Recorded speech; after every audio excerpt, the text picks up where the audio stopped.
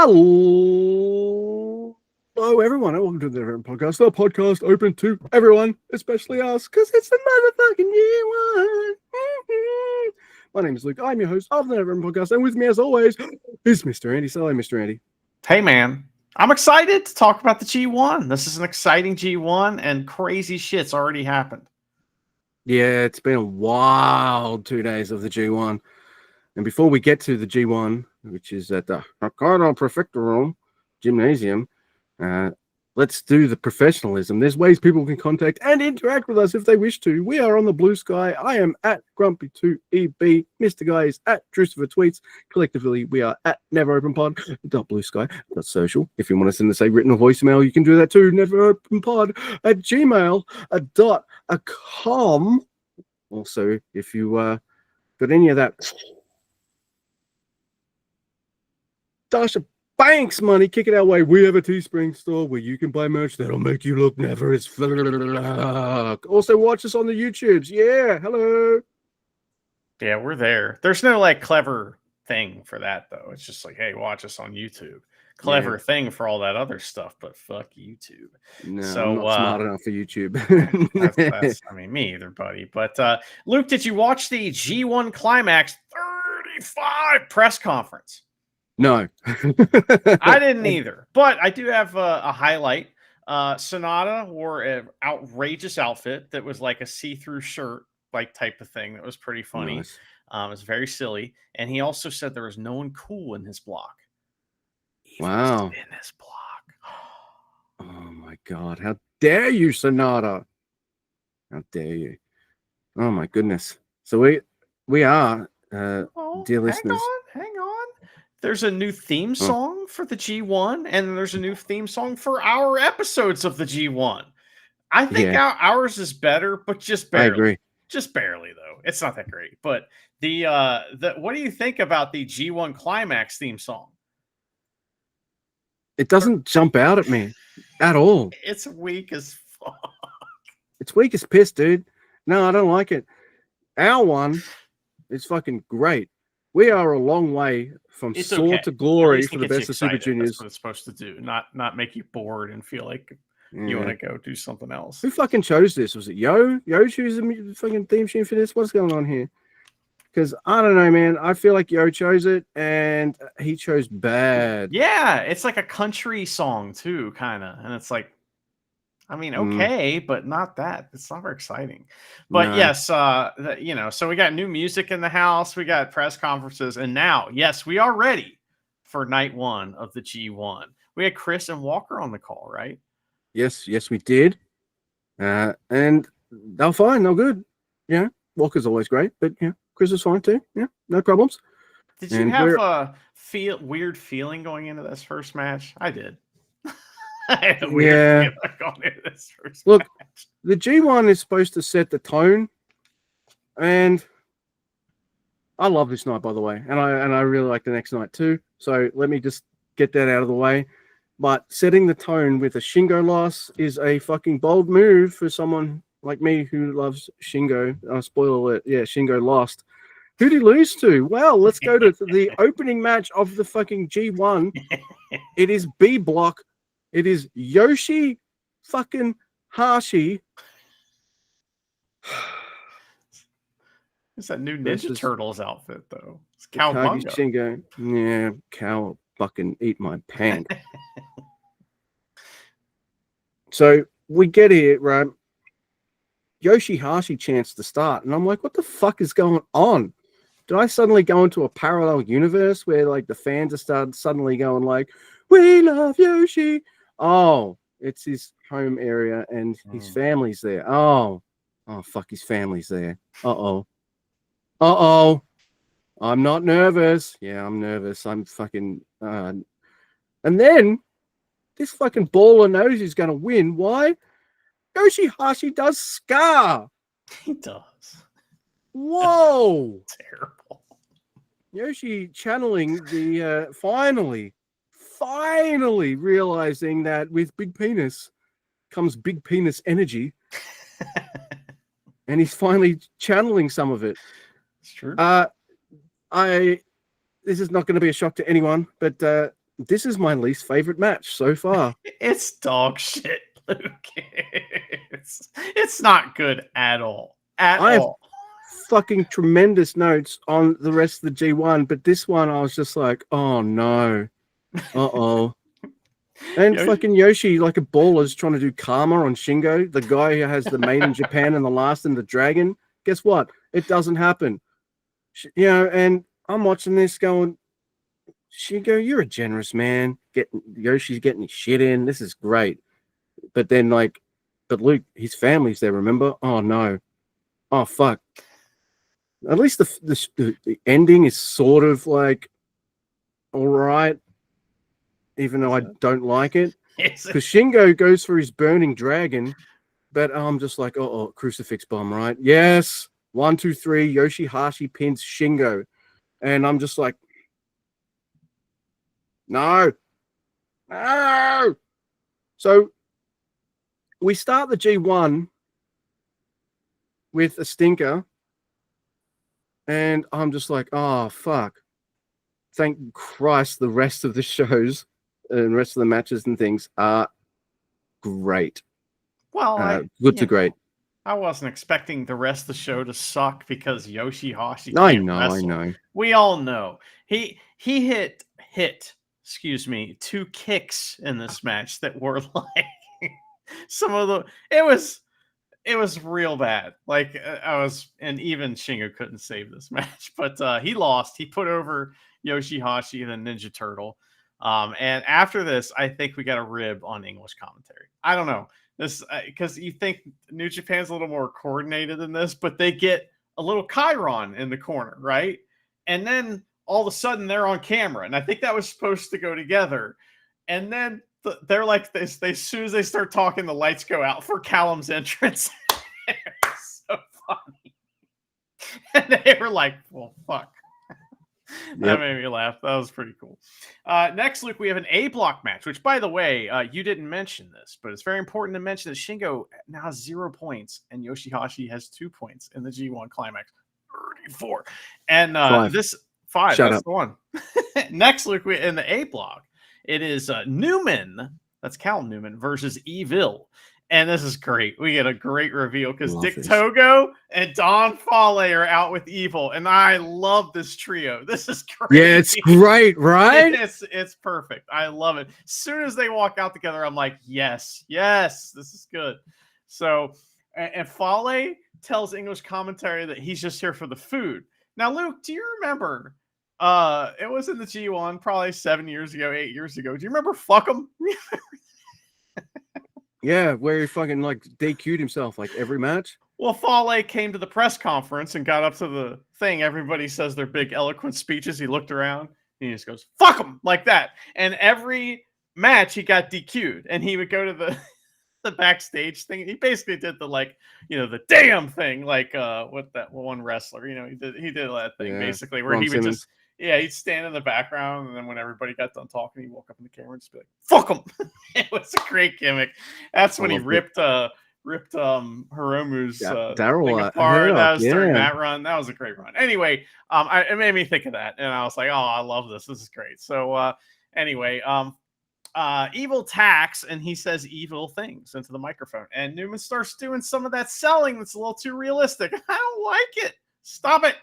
So but Evil has a new gimmick where he's like, I'm going to choke you with this thing. But no, inside of it's actually a tag rope that he's actually going to choke you with. And there's no tag ropes in New Japan, which is pretty funny. So I like that. But Evil throws Newman on the floor, and Fale just beats him up with the help of Togo and a chair. We get a chop fight, and the crowd gets behind Newman. Prince of Pace spot, and Newman dives on Fale and Togo right afterwards. It's all hero shit. The House of Torture stuff in this tournament so far is awesome. So loving it. We may not all agree on one match in particular, but man, I really am liking the Evil stuff for sure. But he gets plotches on everybody. Newman does, and then Newman jams his knee though, gets chop blocked by Evil. Boom, boom. That was a great spot. And Newman gets some really dope knees in, and he a kick that nails, and they get big kick, and then he nails a double stomp for 2. There's a cross leg suplex thing for 2. Newman catches an eye poke attempt, but there's a ref bump then, and then Toe goes in with the garrote. Fale helps and hits the grenade on Newman, and damn it, Darkness Scorpion. Newman taps the fuck out like a bitch. Evil 2 points. Newman 0. You know what I love about House of Torture, and it's mostly a show and evil thing. It is the fact that they will come up with new ways to cheat. Yes, we'll still might get an R-base spot here and a long ab stretch using the ropes and the chain there and some of the older ones.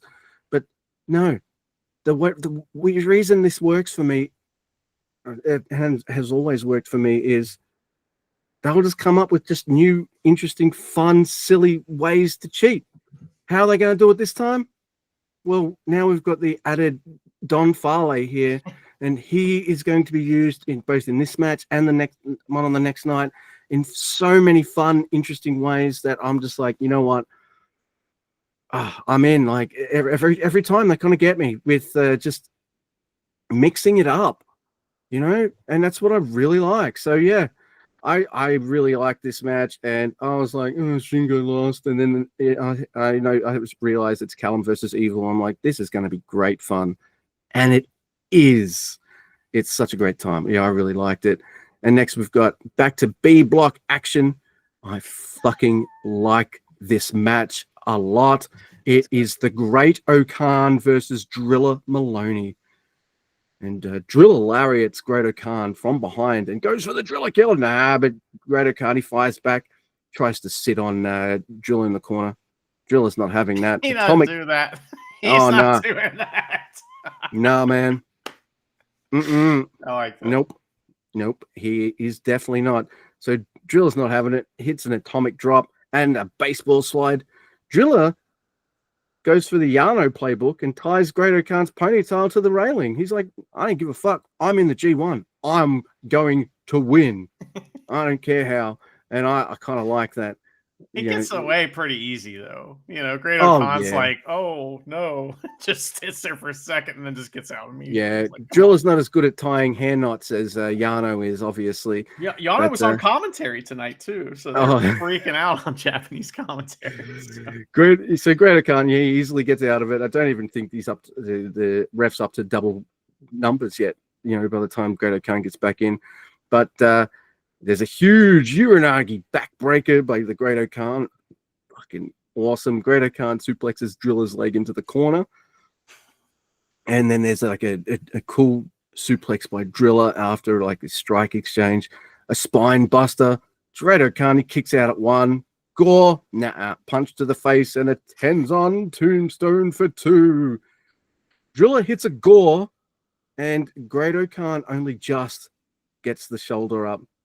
And oh my god, it's a Driller killer. No, Cobra Claw. I'm gonna go for the Eliminator. No, Gore, Driller killer.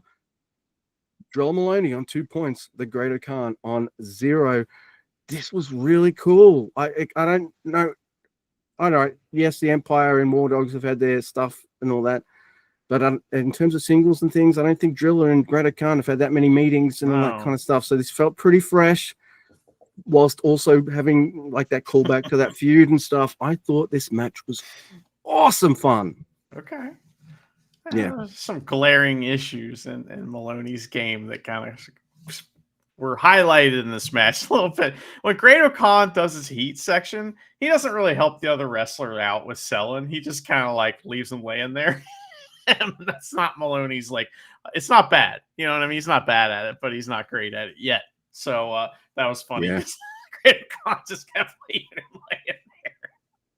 It made me laugh because, you know, Great O'Khan, he's like on the verge of not doing business with people sometimes, and it's fun to watch. Oh yeah, it's like you could tell he's kind of like, you know, but then you could tell when he's really into something as well, which maybe isn't a good thing about a wrestler, but I like it. I think it's funny. Yeah, you remember that time that Great O'Khan picked up Tenzon and hit him with his own move? They stretchered him out. Oh yeah. And he was dead for like a month because he got hit with his own move. That was one of the greatest That was things fucking that we ever hilarious. got to cover on this podcast. I love that. Next, Luke, we have Bars, the never open weight champion, versus Yuya Uemura.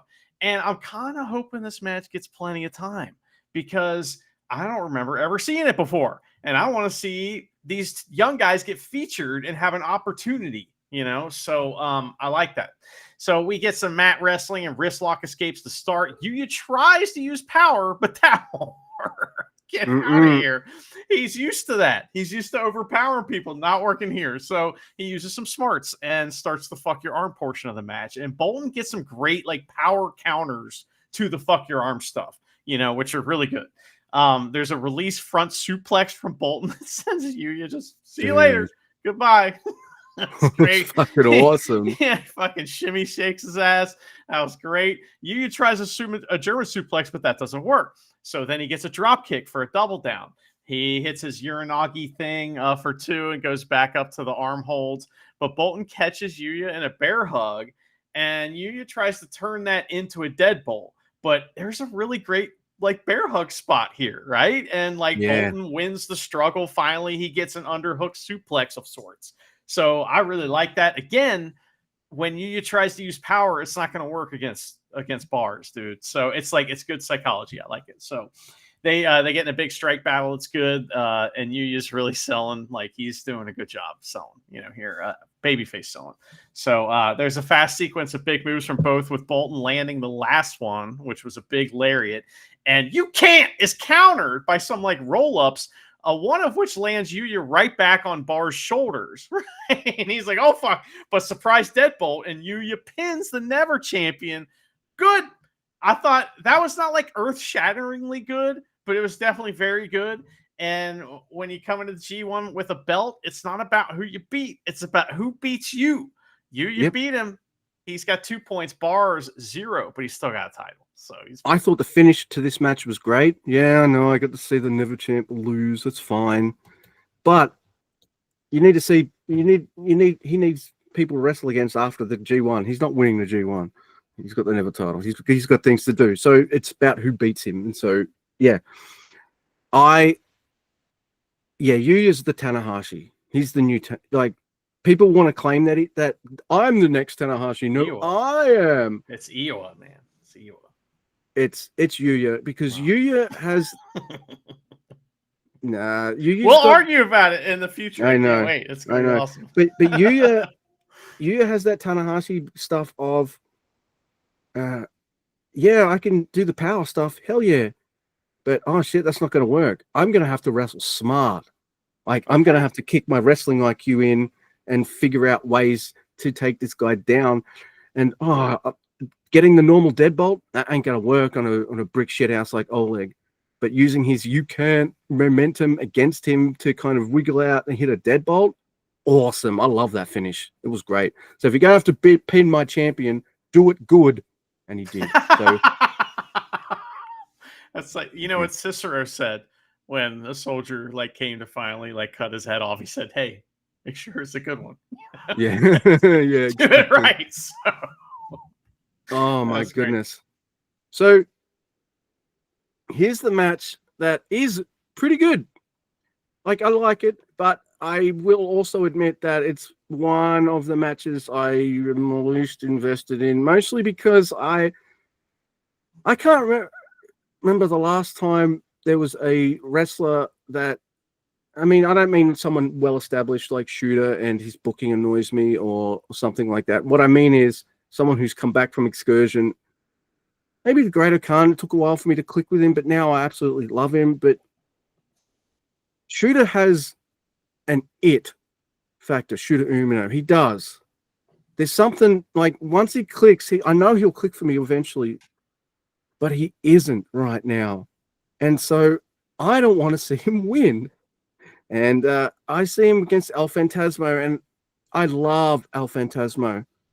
But El Fantasmo is kind of, he reminds me of Jericho in a way that Jericho, yeah, he's all right, I won't put him over too much, but Jericho, good wrestler, but his win-loss record, he loses, he's lost a lot more than he's like won a lot. You know what I mean?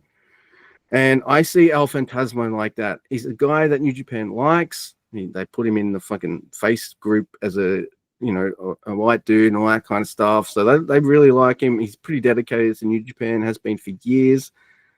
He's got a title, for Christ's sake. But still, I still feel like he has that. You know how I complain that a wrestler wins too much?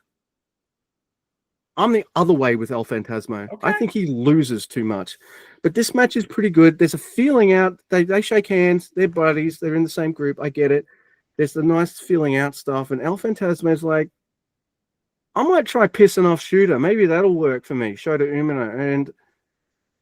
And man, and maybe he thought he'd do that to take him out of his game plan, but I don't know. Pissing off Shota makes him more focused. It's just like he gets this kind of coldness about him. And it's like, it's not a unfocused, I'm gonna rush in anger. It's a like, oh, I've just chilled. I'm cool, right? The temperature's dropped. You fucked up. He turns into Ishii. That's what happens. Yeah, that's right. It's like that Ishii kind of Kota Ibushi kind of, I'm gonna murder you kind of that look, right? He's got that. He's got all the things I should like, but for some reason I'm not there. But he even gets purple nurpled, which makes me laugh. Nurples do get purple.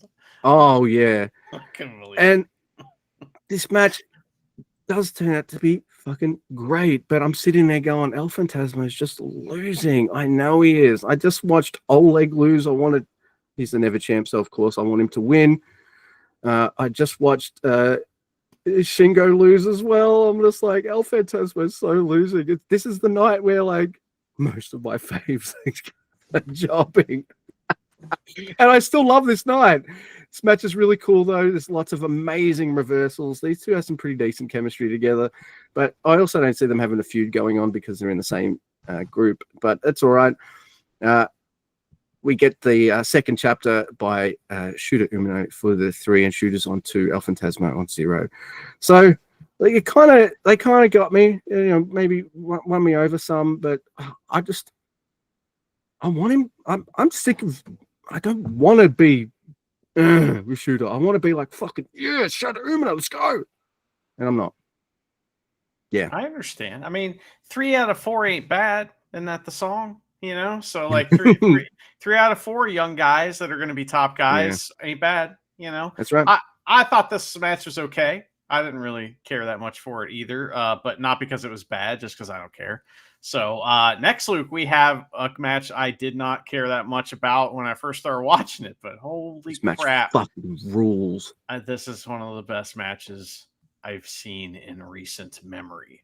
It is awesome. So it's Riho Aiwa versus David Finlay. And listen, there's a story going on as soon as this match, as soon as any wrestler comes out, the story's begun. And like, Riho Aiwa comes out, he's all Tanahashi'd up. He's being Tanahashi because he is him. And as soon as Finlay comes out, that he is eyeballing and mad dogging, and both guys are looking at each other, and like, it's even like Finlay walks to the ring like Eric Bischoff, just takes fucking forever on purpose. And I think it's funny, it's like it's a constant slow speed, right? It's not like he's being Naito where he's being annoying. He's just this is the pace he goes. So that's what's gonna, you're gonna wait for me, kind of thing. And so the whole time he's just mad dogging Riho Aiwa, and it's great. Murashima kind of mean mugs Finlay a little bit, like I don't like you, you know what I mean, kind of thing. And I was like, whoa, take it easy. But some of the fur falls off of Finley's entrance gear on his way in the ring, and that was kind of funny because it looked like a piece of poop just sitting there in the ring for a second. So, but he does not respect the first rope break of the match. And Riho Aiwa gets a bunch of shit in, and like, okay, so he gets a bunch of shit in, and then they go out and they start brawling. Finley, it's difficult for me to read notes with this match because sometimes I'll use the word finally, but most of the time, finally means Finley in my notes, because no matter what I write in there, it writes finally every fucking time. So I'll write David in my notes now. That's a good idea. Next time, David. Good old David. So Finley, as we know, and I've talked about many times, he is very good at bumping, and he is on fire. flopping all over the place. It is amazing. Ryu Aiwa gets a big drop kick and he called. Oh, this is okay. So, oh yeah, this is really slick. So he hits a drop kick, and then Finley leans in and calls a spot before selling away from him. And it was really slick. And I don't know what he may have been checking on Ryu Aiwa, who was like selling his lower back, and it almost felt like it was real there for a second, you know? I think that's what was going on, but that was pretty slick because I would not have noticed that if I hadn't been looking for it. So, but Finley won't. Okay, this is great. So Finley won't let Ryu Aiwa whip him, which leads to a cactus clothesline. That rules every time. And then this is incredible. And it's like, it's an accident, but man, it's a happy accident. Because, I mean, it's an unhappy accident for Ryu Aiwa, but for all of us that got to watch it, it's a very happy accident. So they do the Finley spear through the little gate spot, but they're not squared up right. Ryu Aiwa goes like into the corner part where like the rail meets the door. It is nasty, but it looks awesome. It looks so good. It was gnarly, man. You can see this mark on his back where he got scratched, and now, you know, but that leads into the story of the match, which is his lower back.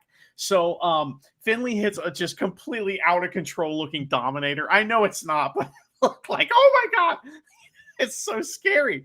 So he gets a jackknife, roll up, and all that stuff from Ryu Aiwa. One was very, very close as it gets. Ryu Aiwa he's like putting off big time Tanahashi vibes in this match. I mean, it's very clear to me. But anyway, it's fuck your arm time from Ryu Aiwa. He finally gets that in on Finley, and Finley goes bumping around like a maniac.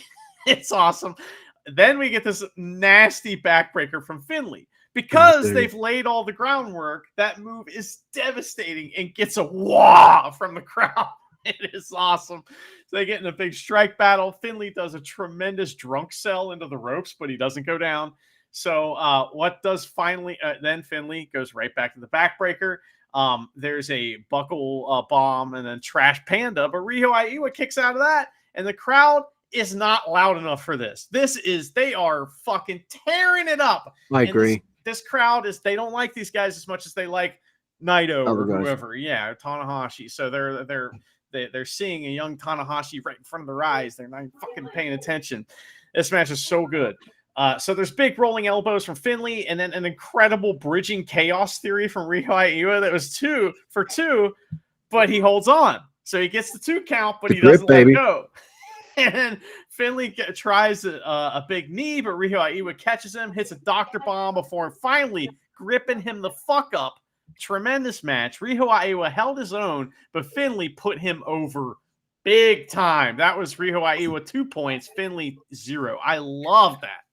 This match was so physical between both these guys. Aiwa was on top of him when it was his turn to kind of lay a beating on, and then, man, they just wailed on each other. Lots of power moves and stuff. The grip, I laughed about it at first, but now I like it, especially when you see it in action. Like, I'm going to suplex you. I know I'm going to keep my grip on you because I'm going to fuck you up even harder. It's awesome stuff.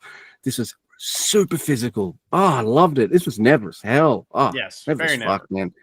It was amazing. And just, yeah, it was incredible. I'm really happy and I'm looking forward to seeing everything these two gentlemen do for the rest of the G1. Just from, like, I'm excited for both these men now. You know what I mean? Like, yeah, I was like, oh yeah, this is gonna be good. Then they wrestle. I'm like, oh, okay, this is what we're in for with these two in their G1s. Okay, this is gonna be great. Now, back to B block action, and I love this match, but it's also a little heartbreaking here. We'll talk about it night 2, but it's Gabriel Kidd versus Konosuke Takeshita. Here he is. It's Marty Asami, baby. Thought you were going to say Rocky Romero. No, but my next note is Takeshita has Rocky with him. I loved it. That was so great. And he was such a shithead, and he was talking shit to the commentary. And we learned later that he is going to take over for Chris Charlton on some coming shows, which I am excited for. Oh, that's great. Yeah. Oh, I'm happy to know that now. So what happens? Oh, yeah. Charge. They charge at each other. freaking Takeshita goes for a German suplex, and Kid flips the hell out of it. All right. Wow. Pretty good move for such a really big, stocky gentleman. Kid is in a headlock. Marty, chill the fuck out. Yeah. Marty isn't happy with the match going to the outside. Kid sends Takeshita into the guardrail and then does a Shibata pose in the ring. Kid tries to suplex Takeshita onto the outside, and both men, they go, oh, this looked awesome. How? So Kid, I'm going to suplex you out the ring. Takeshita holds on, and they both land on their feet on the floor. It is fucking amazing. And then Takeshita suplexes Kid on the outside. Kid tries to fire back, but Blue Thunderbomb in the ring. And then there's a great rope rebound exchange by both men into a huge Saito suplex by Gabriel Kidd, then an exploder by Takeshita. And then Takeshita does his bastard kind of driver. And then a wheelbarrow German by Takeshita. Come on, man. You know I've got that note. That's good. Huge lariat by Kidd, though, because he kind of rolled back onto his feet. And fucking Kidd wallops Takeshita right in the friggin' face like it's clobbering time or something. God damn. There's almost a 20 count. But Kidd makes it in, and he gets hit with that power drive knee. There's a Kidd hits a pile driver, but it's only a 2 count. And a chicken wing. Shades of who's the dude who used to do the chicken wing? Oh man, he ran for president. What the fuck was his name? He was great. I'll find out. You keep talking. He was WWE champion in the 90s as well, like for a short time. But chicken wing on Gabriel Kidd, and Marty gets annoyed because Gabriel Kidd won't tap out and instead passes out. And Takeshita on 2 points, Gabe Kidd on 0. And Kidd's like, wait, I didn't give up. What happened? And tries to fight Takeshita some more. And I thought this was an awesome match. Fucking great stuff. Yeah, there's a lot going on here at the beginning, too, where Kidd gets hurt in this match. And I kind of knew something was fucked at the beginning because they get in this like flurry of offense. They do a bunch of great moves, and all of a sudden, Kidd it was like Kidd went for something, but Takeshita was already in the air going for the clothesline. So they just collided, and it didn't look like pro wrestling for a second. And then everybody was trying to give Gabe Kidd time. You know, like immediately Takeshita's walking over to the side being, fuck you, crowd, talking shit, right? Going to the outside, doing that kind of thing. And so Marty was like very, very vocal, doing all kinds of checking and talking and stuff during this. And I knew something was wrong, but then they're suplexing each other out of the ring and laying on their feet. So I'm like, wow, right? Everything's fine, so, clearly. Right? So I thought like maybe he jarred his leg a bit, and then he's like, no, I'm good now. Thanks for the time. Like, let's go. Because the rest of the match is just like pop, pop, pop, pop, pop. And it's great. The rest of the match is awesome. It's just that weird spot. And I was like, something right. Well, we'll learn more about that later, of course. Next week, we have Sonata versus Yota Tsuji. This rules as well. Sonata has new music again. Yep. And I think that's actually a good heel gimmick. What if instead of like, you don't like him because he has different music all the time or used to, right? That's a great heel gimmick, constantly changing your music. Yeah. So just saying. Anyway, but he's wearing the jacket that has guitar pedals sticking out of it, and he has an acoustic guitar, which is just great. He looks like he could have stepped right out of a Daft Punk video or something, Yeah. Looks great. Well, having the acoustic guitar while you have like electric guitar pedals on your shoulders is also just heat. So, it was me for sure. Detective Tsuji though is on the case. So, we didn't mention it earlier in the first match, but Daiki Nagai held the ropes open for Shingo in that first match. Here he is helping Shingo with the ropes, or Tsuji with the ropes and his gear. And Marty's just going to stick around too. So Sonata offers his left hand, and Tsuji takes it, but it's just so that they can create action to start running the ropes. Because it was his left hand. Come on, Tsuji's about to dive, and Sonata goes to hit him with the guitar, and Tsuji stops and catches him. So he's like, "Oh, I'll put it away. Don't worry. As soon as he gets in the ring, Canadian low blow." And Sonata takes it in the crowd, and we get a lame count out spot where they just get right back in the ring. Like, what was that? So Sonata goes for his 5 moves of doom, but Tsuji counters with a Falcon Arrow. There's a running knee, and Tsuji tries the springboard stomp, but accidental low blow from Sonata, and he hits a Shining Wizard. Tsuji cartwheels out of the deadfall. Another Shining Wizard from Sonata, but he tries a moonsault. Tsuji rolls away, blasts him right in his fucking jeans, and he gets the win. Tsuji on 2, Sonata on 0. I like that. I thought that finish was awesome. Tsuji's got that finish that, yeah, people can reverse it and all this kind of stuff. That's great. But when you hit it and he hits it, you're fucked. You know, the full one, not the short range one. And it can come at any time, right? And so backflip. Oh, landed on my feet. Haha, Yoda. Gene Blast. Boom. Oh, fucking fantastic. I think Sonata might have finally found like a niche where that's really working for him, you know? So I don't know. Yeah, I like it too. All right, man. So next we've got B block action.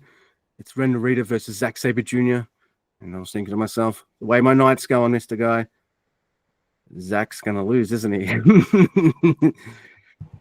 So yeah, it's just what's gonna happen, right? So it's all right. It's still a fucking awesome match, and I really like Ren in this. But Ren charges, and he fucks around and finds out. He gets kicked in the face, big boot style, twice.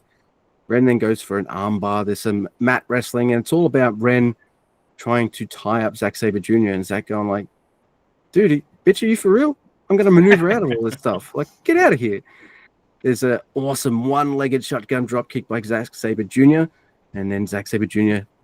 channels some Suzuki for putting an arms submission on him on the ropes. That looked awesome. Now, Ren, he's outside with Zack Sabre Jr. And Zack Sabre Jr., he bounces off the railing like it's ropes and kicks Ren in the face. He's like, you know what? I love these. I love kicking Ren in the face. I'm going to go for a 4th one, but Ren's ready this time, and it's made you fuck your leg, Kanemaru style. In fact, watch Ren in this match and the one he has on the next night. Someone's channeling. Someone's hanging out with Kanemaru in the House of Torture. Maybe they share a bunk bed in the house, because there's some definite Kanemaru style stuff to hear by Ren, and I like it. Why not? It's good stuff. It works, and Kanemaru's a vet. You want to learn from the fucking vets, and he's doing it. I like it a lot. It's great stuff. So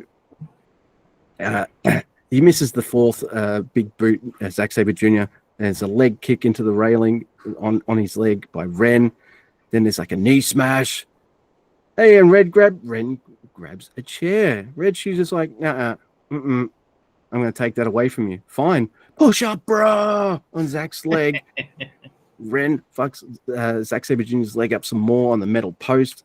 And it's great. He's doing some Kanemaru-ish things, but he's got his own flair and spin. He's not going to do whiskey spit and stuff, but he's got his push-up bra and stuff. It's great.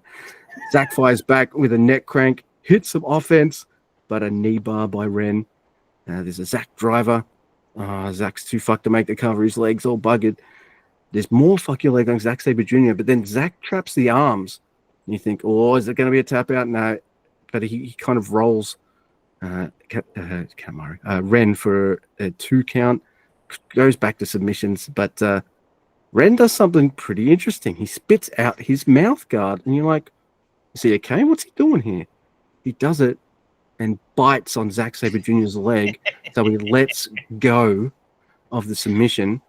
There's a low blow, a double cross, but no cover. He wants to cement this. Hell's Guillotine, which is it's like a King Kong knee drop from the top, really, but it's Ren Narita, so it's cooler. Hell's Guillotine, Ren Narita on 2, Zack Sabre Jr. on 0. I thought this was a good time, really good time. Yeah, I like this match a lot. Zack Sabre Jr., every time he was in trouble, he was fighting. He was always fighting.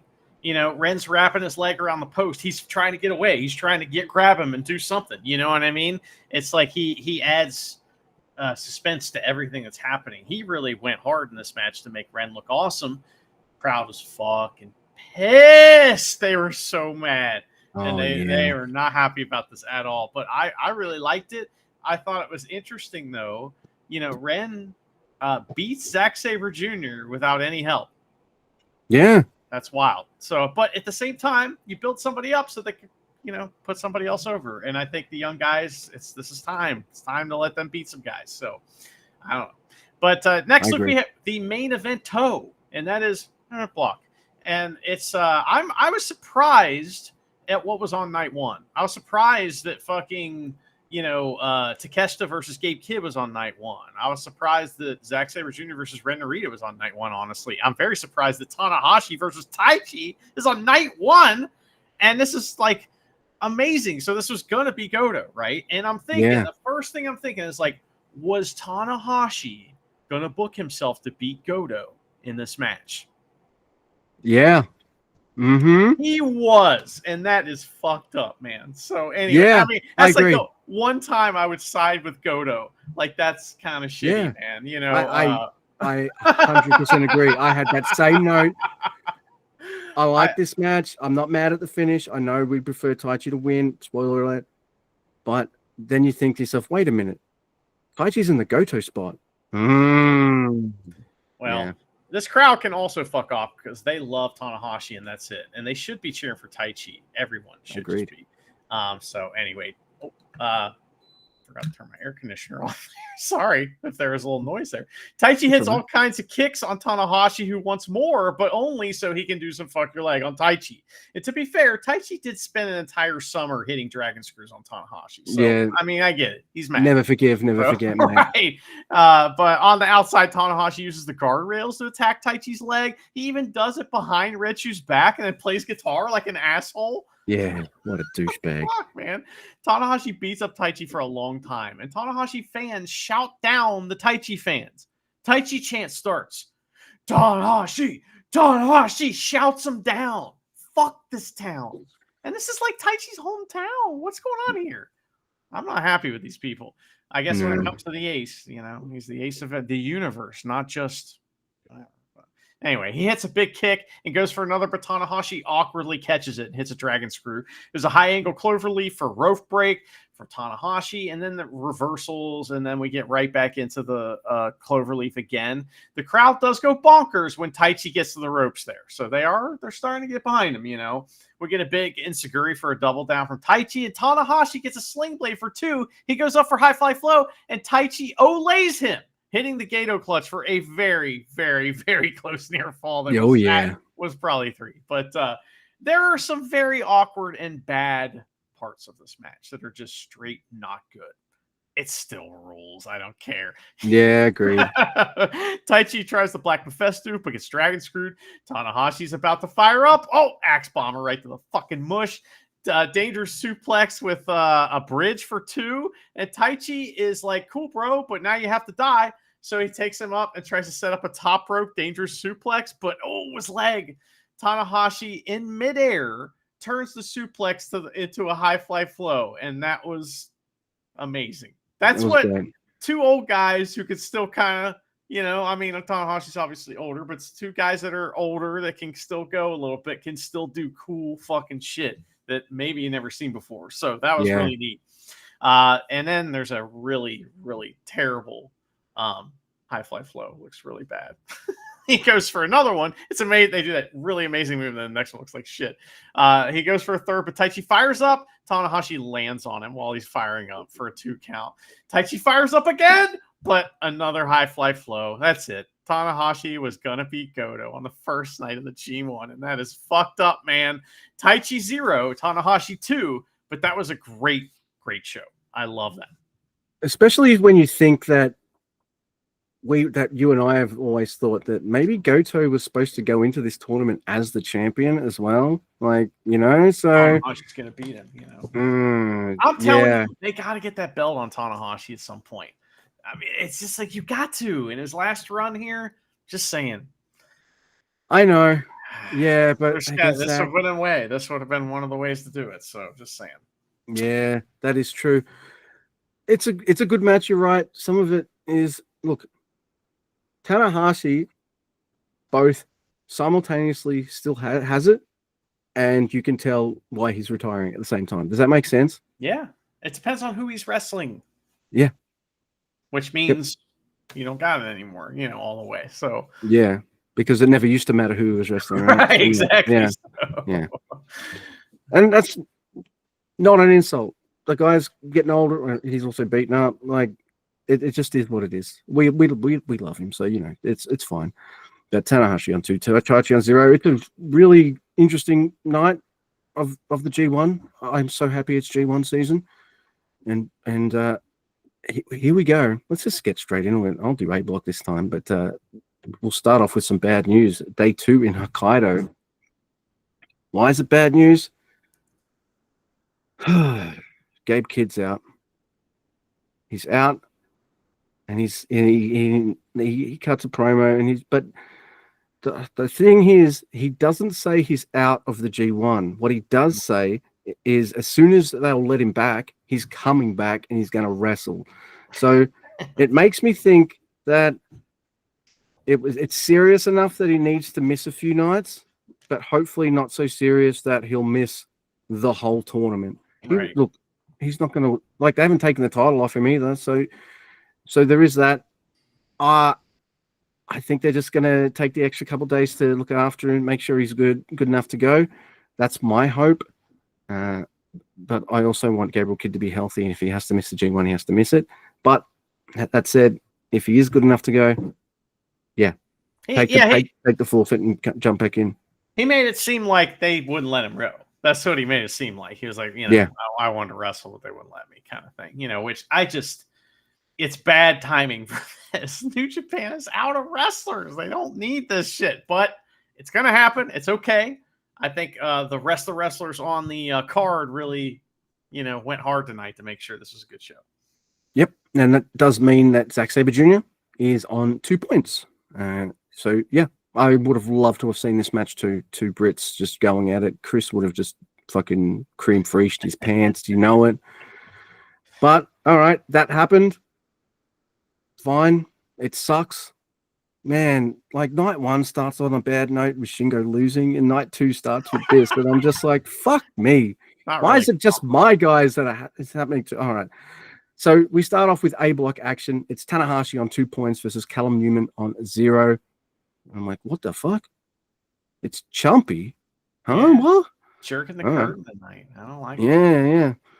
Yeah. He's giving the other refs some higher card experience, maybe. Then fine. So. Or he's got to fuel up the bus. Anyway, piss somebody off, Yeah, that's right. Why is it always him? I don't see Kenta Sato jerking the curtain. I know. Bloody hell. Yeah. Anyway, Callum tries to outpace Tanahashi, but he eats a drop kick to the leg, and Tanahashi's going to go fuck your leg. Hell yeah, why not? You got to cut down the Prince of Pace. Callum fires back, and he hits a drop kick, and Callum, I like this spot, especially when it's Tanahashi doing it. When someone has a leg caught and they try to fight out of a dragon screw, and Tanahashi's like, I'm going to eat all this punishment, but guess what? I'm going to fucking dragon screw your leg, motherfucker. And he does. There's 2 sling blades, and it's just a 2 count. Callum tries to get to the top rope, and he falls, but not in a bad way, but meaning like he's selling the leg. He falters. Yeah, that's it. That's the one. But he gets up and hits a double stomp, and like he sells the leg again for 2. They swat at each other, lots of slaps, but gnarly looking roundhouse by Callum, but he can't pin. But another really cool exchange between Callum and Tanahashi, and Callum Newman hits the Prince's Curse. And gets the 3. That's good. Callum Newman on 2, Tanahashi on 2. This kind of boggles my mind a bit even more. Do you mean to tell me, Tanahashi, you'd book yourself to beat the champion, then lose to Callum Newman on night 2? That's some weird shit, man. He's not putting Goto over. He's putting Newman over there. Newman's the there you go. He likes himself some Callum. So do I, mate. Don't worry about it. But yeah, I thought this match was a better start than night 1. So there you go. It was okay. I just the fuck your leg can't be the story of every single Newman match. Okay, please. Not every single one. You know what I mean? I'm already sick of it. So anyway. He's got skinny arms. Can we fuck his arms? Yeah, or just come on, man. Oh, fuck his head up or something, or his neck. Remember that? No one fucks necks up anymore. But next, Luke, it is Drilla Maloney versus Shota Umino, and there is a long strike battle to start. And Marty, I see, is still here, and I'm thinking positive here. Iron Man Marty, he's going to ref every match tonight. Let's see. You know, I like your positivity. Shota takes control first and uses the cravat of doom. And I was like, yes. So that was fun. There's a brain buster, but then Maloney, that gets him in control. That brain buster does, and he slowly stalks Shota around the ring, getting chops and strikes in the corners. Shota hits some vicious strikes on Maloney in this match that are fucking fantastic. It's pretty never. Shota continues his barrage of strikes and power moves, and Maloney hits back-to-back power moves and a spear for 2. They hit strikes from their knees up to their feet. More and more strikes. Big slap fight. Shota Umino doesn't give a fuck and puts his hands behind his back, and Maloney wants some too. Sure, I'll put my hands behind my back. That's fine. So Shota hits a bunch of big knees. Maloney catches one. And it leads to a big strike from him. Then they fuck up a crucifix bomb, but it's okay because they roll through into a really cool like Maloney pile driver, which is actually the Gabe Kidd pile driver, which is cool. That was great stuff. Yeah. And then Shota just powers up and hits a nasty lariat. Drilla powers hit up himself for a Drilla killer kind of out of nowhere and wins. I like that a lot. And it gets a replay, by the way. That was a gnarly Drilla killer. I was more invested in this shooter match than I was the previous night. Maybe because I thought this one could probably go either way more. And unfortunately, I see poor old El Fantasma. I think, oh man, he's going to lose. And then he does. But yeah, I like it. We're putting over Drilla in the opening kind of stretch of the G1, racking up some points. And then he'll probably eat some losses later. But he's doing great. And I just love how protected that Drilla killer move is. It's fucking awesome. And that's the first replay of the night. And it's pretty early on in the show, too. Right? Yeah. I like the Drilla killer. Oh, yeah. All right. So I really like this next match, too. It's Bolton Oleg versus our never champion versus Ryohei Iwa. Oleg starts really pissed off. Why? Because he lost last night and he's not fucking happy. And Iwa has to be like, I got to slow this guy down, like quick smart, and hits a DDT to kind of like, hey, I'm taking over now. Iwa just stays on top of him, scoop slam, and one of the TMDK style senton things. I really like that. Oleg goes for a drop kick, but the way they kind of frame it is like, because his arm is kind of hurt, he doesn't want to land wrong, so he just fucked it up. Hey, but I like how commentary covered for it. But they do it again, and he hits the drop kick and stuff, and hey, that's fine. If the wrestlers in the ring can cover for it, and the commentary can add to it by going like, we didn't quite get that because like his arm was fucked and he didn't want to land on it or whatever. Hey, well done. And I'll give it to both Chris and Walker for that because that was nice. Hey, I don't mind so much when it's Oleg because he's our champ, so that gives him a lot of leeway. But he's also a newer guy, so My thing is when you talk about it, you're calling attention to it. So if somebody fucks up, don't talk about it, and then you're not calling attention to it, and then there doesnn't need to be an explanation. That being said, I still like how it was done, so I'm allow it. I'm allow it. So Bolton, there's a Bolton bomb, and he manages to get some gut wrenches in. Bolton shake. Iwa tries to fight him off, and he turns a U-turn into a sleeper. Oh my god, this is good stuff. Oleg fights him off though, and hits the kamikaze. It's kind of a short physical match. Like it's one of them just needed to catch the other one in the move, and it was over. That's kind of the story here, right? So it's really cool, solid wrestling. I really enjoyed it a lot. Oleg on 2, Iwa also on 2. I like that match a lot. Ryohei Iwa hit a sit-out jackknife power bomb on fucking bars. Yeah, gnarly. That was cool. So I love that. I want to see those guys wrestle again. That was cool. Yeah. Oh man, We got Yoshihashi versus Ren Narita. All right, now listen, this is wild. So the House of Torture stuff is kind of awesome. Ren Narita attacks before the bell, of course, and he uses Bochan to kill Yoshihashi. He throws Yoshihashi into some chairs and then drags Sakamoto into the ring to force a count, you know. But Sakamoto grows a pair and he won't do it, you know. He's not going to do it. That's great. Yoshihashi's introduced to the guardrails and finally in the ring. Ren goes for a pin. Sakamoto's like, fuck you, bro. I'm not, like, Marty's way there up the front. Not me anymore. You know what I mean? I didn't jerk the curtain. You can't tell me what to do. I like That's right, man. You know, good for him. So there's a push-up brawl attempted, but Yoshihashi hits a super kick. And it's like 10 times better than any kick he hit in that Shingo match. But there's a low blow behind Sakamoto's back. Yoshihashi does the coolest wrestling move I have ever seen him do. And of all time, this was amazing. He catches a low blow attempt and rolls it into a pin for a win. And it is like, wow, how that can't be him that did that. That was like another person entered his body. So he avoids a beatdown after the match and exhibits some big dick energy by low blowing Ren in hilarious fashion. Yoshihashi's on 4 points and Ren's on 2.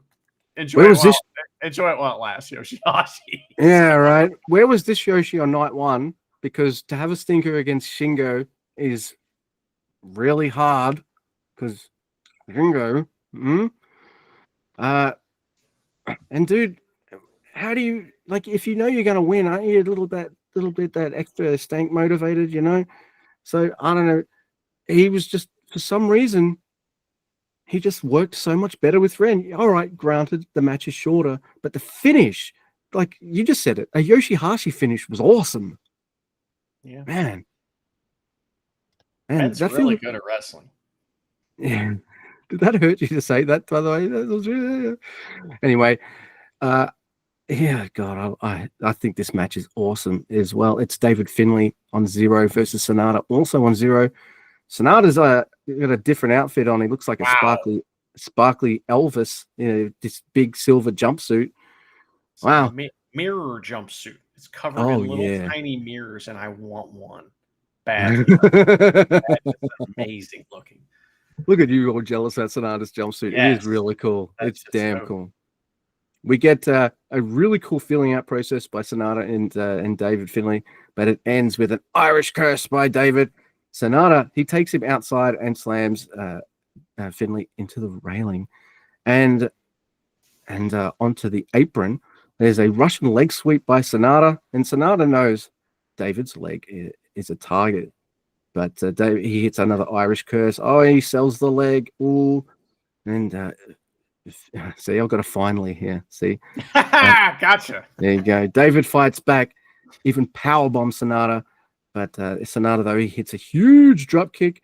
There's a leg drop kick, then another to the chest by Sanada, which is pretty cool. A skull end, but David Finlay rolls out of it. Some great reversal wrestling. Dude, the way that they kind of spin, reverse, I'm going to do this move. I'm going to do this move, reverse, reversal.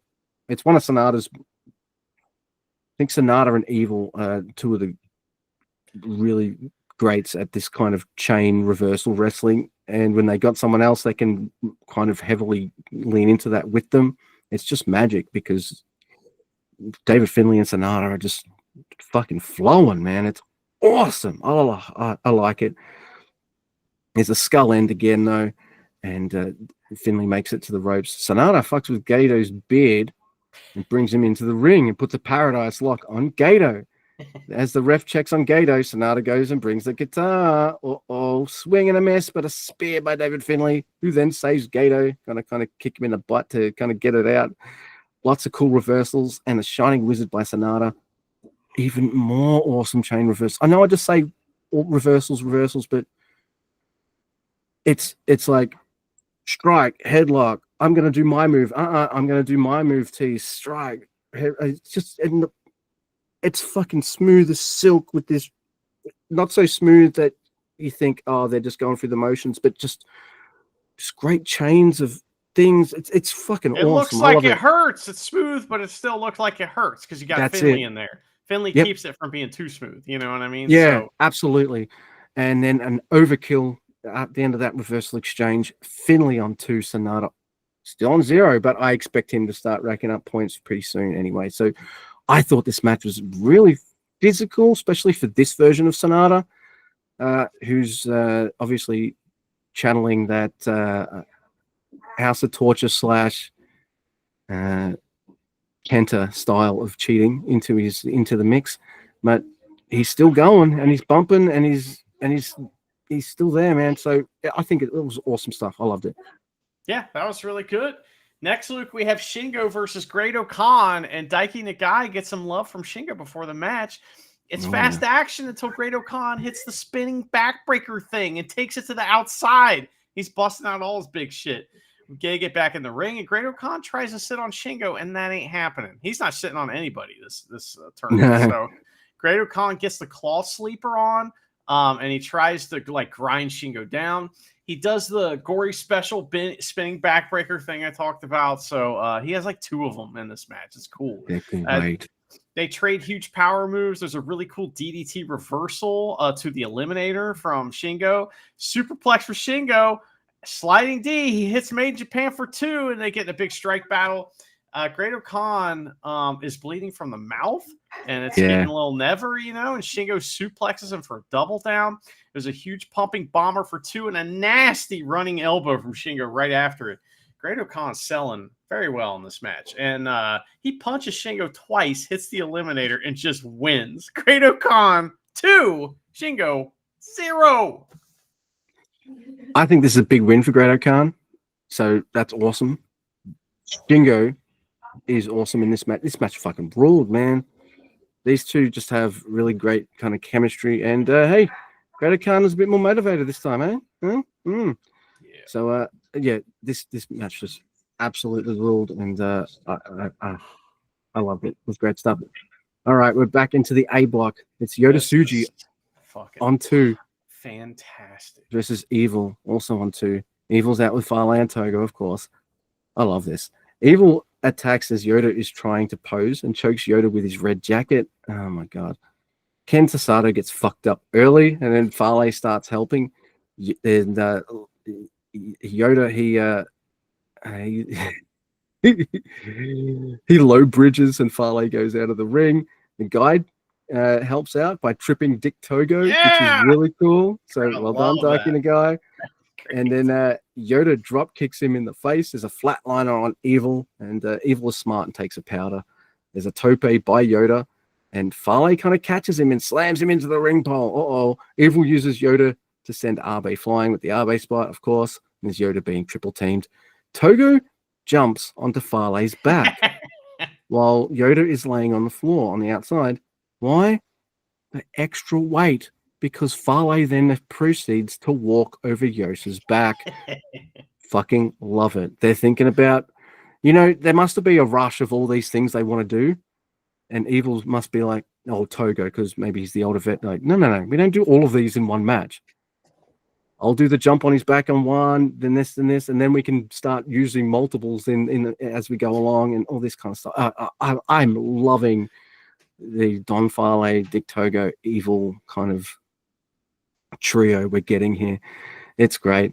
And it's awesome. Evil suplexes Yota Tsuji on the ramp, and then Fale blocks his path to get into the ring.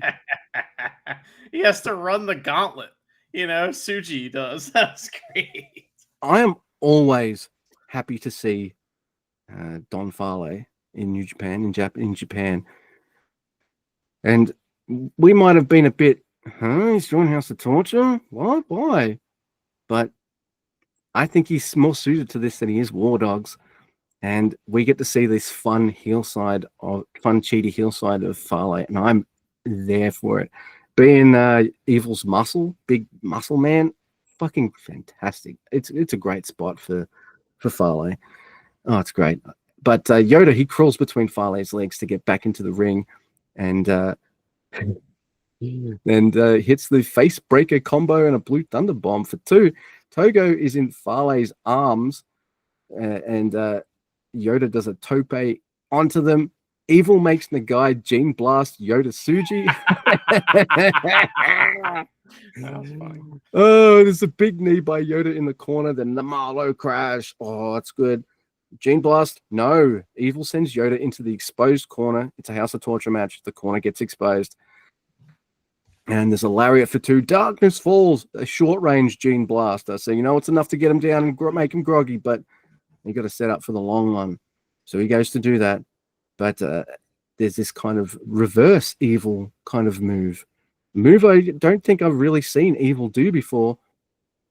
And the commentators call it a reverse Evil or something like that. But he kind of grabs the head. It reminds me of something like a Miz finisher or something like that. Yeah. Or the stroke, yeah. It's definitely a new finisher, and it seems specifically designed for Suji in this moment. You know what I mean? Because it's like the perfect counter to the Gene Blast. Like he's been developing this for this match or something. And it's something that Yoda, it's like when the Deadfall was introduced to Sonata, he kept winning with it because no one's got the counter for it yet, right? No one knows about this reverse Evil kind of move. Boom. 1, 2, 3. Evil wins. And Farley goes over to the commentary and tells them, see, that's a good, clean win. Yeah, Evil sounds clean. Evil on 4 points. Yoda Suji on 2 points. I am loving the Evil stuff. That match was fucking amazing from beginning to end. I was so into it. And the moments when Suji and Evil were doing awesome New Japan wrestling were also good. But all the silly shit was great too. So it was a great combination of those different styles. So absolutely. Next, Luke, we have ELP versus Takeshita, and this is a great match every time we've seen it. So they do like the classic, opening and feeling out process to give the crowd, and they give the crowd time to participate, which is good. They run the ropes; it's fucking dope. ELP gets a few great roll-ups and a CR2 right out of the gate, but Takeshita rolls to the floor, and ELP's like, "Fuck you," dives on him. And Takeshita bumps over the guardrail, setting up the Kenny Omega dive from the ring up over the guardrails. But Takeshita's waiting with a big elbow. Now, listen, a lot of the big elbow strikes in this match, he is nowhere near ELP. And that is fine with me. So when guys are flying through the air like that, that's cool with me. And Takeshita just, he didn't do it, but he just injured Gabe Kidd, you know what I mean? So he's being a little careful with some of these strikes. I don't mind with that move as well, because I get what they were going for and they get it, and they both connect enough for me to be like, all right, that was cool. But not enough for me to go, you're a fucking asshole, man. Like, what the hell? Yeah. Well, ELP gets his ass kicked for a little while, and then Takeshita, he fights back, he gets some chops. Takeshita counters and gets a dope blue thunder bomb for 2, and they just float around, when they're in the air. It's wild. They meet in the middle for a big strike off, and there's an enziguri from ELP, but Takeshita hits him with a lariat instead, and he goes off the top rope, and ELP meets him up there, right? And they fight to get control, and ELP ends up hitting a really dope Hurricane Rana from the top rope. Takeshita gets the knees up during a moonsault from ELP when he's doing his little flippy flops, and Takeshita hits a brain buster, and ELP kicks out a 2.999999999. That was awesome. There's a huge knee, but ELP kicks out of that too. Then we get amazing, crazy rolling pin that turns into the wheelbarrow suplex. That was wow, so cool. And because ELP is so tall, it looks fucking huge. Yeah, it looked crazy, man. ELP fires up. He's going to win. He hits a lariat, and they do every awesome move you can think of. There's a destroyer. There's all the moves. And then 2 CR2s and then CR3. ELP slays the dragon. He finally beats Takeshita, and he has points, and Takeshita has points as well. So they both have 2 points now. Correct. I thought this match was awesome. And yeah, you can't just have one draw and then lose to Takeshita every time. Come on, man. We got to get a win here for El Fantasma for this feud to have any kind of traction or water going forward if we're going to do it ever again. I thought this match was awesome, and it wasn't a 15-minute finish either. It was like 18 minutes or something like that. So they one's going to have to beat the other maybe in that time. So it hasn't happened yet. But I thought that was awesome. And here we go. How about a fucking amazing main event made even better with Zack Sabre Jr. on commentary for the main event? Yeah. And I think this might be usually the champ's Japanese, so it doesn't happen. But it had the same reaction the crowd did Yeah. when they see him. Oh, there's the champ. We get to look at the back of his head, and they're like, "Yes, can't wait." Is this the first time on English commentary the world heavyweight champion has been on commentary? Probably. I Yes. can't think all the time. And granted, most of the time the champions are Japanese and they can't speak English. That's the reason why they don't. But it's still awesome. I love it. I love this match. Fuck. It's just two guys. It's Taichi versus Yuya Uemura. This is just, and it's an emotional one for me. Like, these two didn't betray each other, and there's some respect there, you know. But then after that, they're gonna fuck each other up, big time, and it is awesome. And the crowd is into it. They're not just into Taichi, and so they should be. He's in Hokkaido, and by the way, it's revealed in this match that Taichi doesn't like flying. So unlike everybody else who probably flew to the other side of Japan for this, he took the choo-choo train, which took about 8 hours. So, you know, like, that's just how he rolls, and he'll do it because that's his hometown and stuff, man. I stream it live on YouTube, and then, you know, it won't take as long. So yeah, exactly. No. So this is awesome. Just the strikes and everything. There's the chop battles are freaking fantastic at the start. Excuse me. At the first, I'm like, Yuya, are you going to fuck your arm on a leg guy? I mean, like, yeah, sure, axe bomber and stuff, but he's mostly a leg guy. What are you doing? But all right, fine. Eventually, that's his gimmick, man. You know, but he's versatile. He'll transition to some fuck your leg as well. This match is mostly in the ring as well. Zack Sabre Jr. is adding to it because Taichi's just. Did you hear this in English? Yeah, some of it. I couldn't. They were talking so low though at times that I had it cranked and I still couldn't hear what they were saying. So, yeah. What I could tell from that, you're right about that. But what I could tell from the commentary was just Zack Sabre Jr. Just he loves his techers, bro. You know, they didn't leave onto different teams on bad terms, right? Mm-hmm. So you might be in different factions now, but you know, but there's also a bit of that. We traveled all over the world together, you know, and mostly Japan, but you know, other places and stuff. We're bros, we're tag team champs together. And I just loved hearing all this stuff from Zack Sabre Jr. about Taichi, which just makes me so happy because I just fucking love Taichi. And meanwhile, while I'm watching that, I'm watching just the last two guys. Oh, Taka's around, I guess, but last two guys, he might be around for some of the tags. Just go at it and just go at it hard and just absolutely fucking crush it. Not only that, I'm happy I get two Taichi main events because this might not have been the main event. Would have been Zack versus Kid because they both got titles and deservedly so. Yep.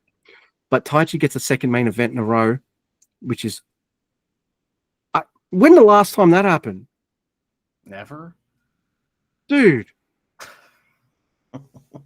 I mean, I would have rather seen the main event that was supposed to happen. No offense to these two men, but everything's just turning out Taichi, isn't it? Like, this isn't going to happen for you this time. No, it is this time. And he and Yuya have just amazing fucking chemistry, and it's awesome. But Taichi is just like, now we've got like experienced vet Taichi, and Yuya's kind of his teammate / protege kind of guy, and he's just got that little extra. He's got that extra trick. He's got that extra move. He's got that extra fuck you, you know, part of it. It's amazing. Dangerous suplex in this is just fucking mind-bogglingly good.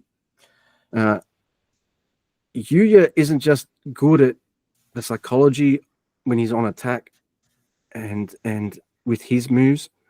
I love how he sells. I love how he moves when he's taking moves. I love how he moves when he's doing moves. I love Yuya Uemura. I love Yota Tsuji. I love Ren Narita. And I love Ryohei Eon. These four, Gabe Kidd and Gabriel Kidd. I love them. And I'm Fox Mulder on Shooter Umino, but his moveset is fucking incredible. So this is the future. And if New Japan ain't on firing on all cylinders yet because they've lost some big names and stuff, give it a couple years, you'll be giving a fuck. Everyone will be giving a fuck about all of these guys. and then some, because this match was awesome. Yu crushes another main event. He is a fucking star. I think you're more Iwa guy. Maybe I'm a bit more. Even though it's funny too, because Iwa's got more my wrestling style, I think, than Yu Uemura does. But for some reason, I've just latched onto Taichi's bro. He's friends with Taichi. But Black Mephisto, I don't know why. I'm just feeling the emotions watching this fucking match. There's Zack Sabre Jr. there. It's Taichi versus his freaking young bro, and it's all the feels for me. And Taichi wins 2 points in a G1. He's not in a main event. He's in a G1 he wasn't supposed to be in, and he's in a main event he's not supposed to have. Right. And he fucking wins an absolute fucking epic match with one of the new upcomers. I loved it. Taichi forever, baby. It's kind of a perfect moment. You know, it's kind of one of them just awesome things that can only happen in wrestling. Taichi wins. After the match, he seems to claim Yasuda as his young lion. Yeah. So I guess that's a thing now. You know, Yasuda needs the Taichi rub big time. So this will be good for him. You know, I don't like him at all. So watching like 2 weeks, I'm going to be like, have you seen what Yasuda did? By the way, commentary mentioned, or either commentary or Zach mentions, he's never tagged with a young lion before. Taichi hasn't? No, I don't think so. No. Okay. Well, I mean, he has now. He's definitely tagged with. But he most certainly hasn't been like, hey, join me. Usually he's like, I'm friends with Suzuki. Bonk. Right. Yeah. But so, okay, good. Well, we'll see how he does, you know. He's probably going to have some tough love like he did in this match. A little tough love in this match. He beat the fuck out of Yu. That was great. So I liked it. So we're 2 nights in, Luke, only 17 to go, or however many it is. So what do you think? I love, like, my 2 favorite tournaments are the Best of the Super Juniors, which I put on the same level as the G1 Climax. I know we're in the commentary and maybe in the promotional materials, New Japan's like, this is the tournament of the world. You've got 2 tournaments of the world, motherfuckers. It's Best of Super Juniors and the G1 Climax. And I'm loving it. Like, dude, I watched night 1. Most of my favorites lost. I loved it. Because most of those finishes were creative and actually really cool. And I was like, you know what, I'm going to allow this. And night 2, some of my favorites actually got wins. So, like, you know, there's some balance in the force here. And I'm loving it. What about you, man? Yeah, I'm all about it. I'm ready for night 3 that happens in just a few short hours. So, dude, I loved it so much. I think we both loved it so much that we had technical difficulties, but nothing was going to stop. I'm going to have to edit this video, everyone. I never do that, you know? So I was like, no, it's happening. We're doing this. And before we even recorded, you were like, no, it's happening. I want to do this. So we're fucking pumped for this G1. I know we don't usually talk about that stuff. But I just wanted to illustrate, like, just how excited we were to talk about this, that we're just going to be like, no, it's happening. We're doing it today. We're doing it. I love it. I love it. It's been done. So that's it, man.